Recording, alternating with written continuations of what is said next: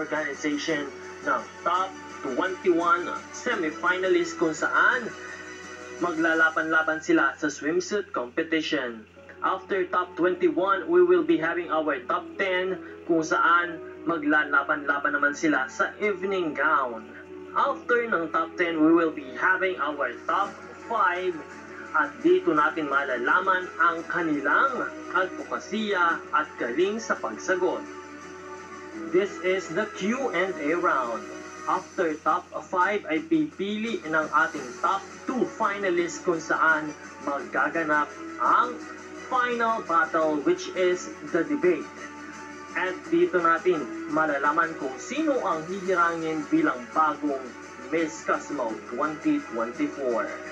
Suportahan natin at patuloy nating suportahan ang lahat ng inyong paboritong kandidata, lalo't higit ang pambato ng Pilipinas na si Maria Atisa Manalo. Ngayong gabi, malalaman na natin ang magiging final results ng Miss Cosmo 2024 competition. Kaya naman ang inyong patuloy at malaking suporta ay aking hindi